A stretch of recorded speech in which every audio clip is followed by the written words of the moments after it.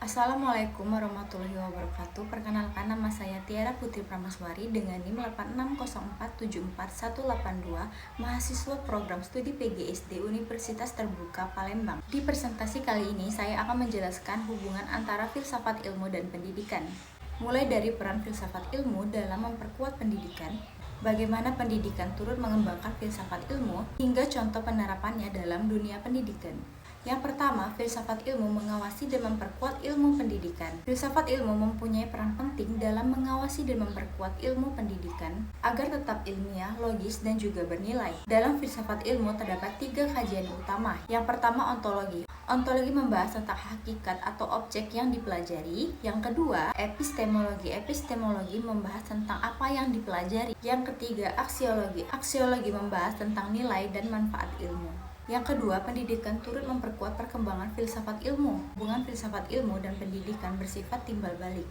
Pendidikan yang bermakna dan bernilai akan melahirkan pemikiran-pemikiran baru yang memperkuat filsafat ilmu.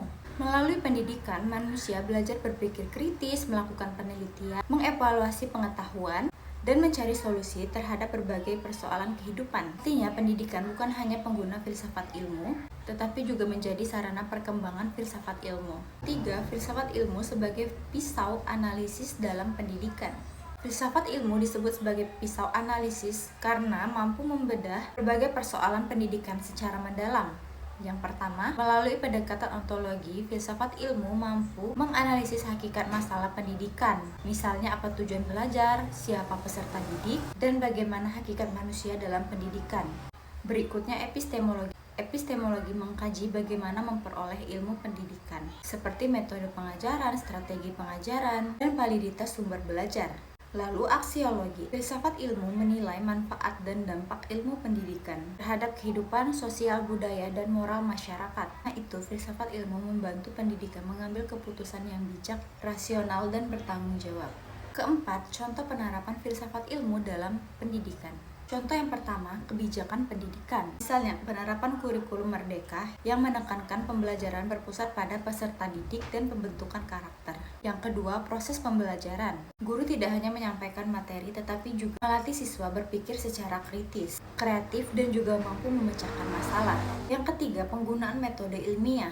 Dalam pembelajaran IPA di sekolah dasar, siswa diajak mengamati, mencoba, dan menyimpulkan sendiri agar memahami konsep secara ilmiah. Dan yang keempat, pendidikan karakter. Pendidikan tidak hanya fokus pada nilai akademik, tetapi juga membangun sifat yang jujur, disiplin, tanggung jawab, dan kerjasama.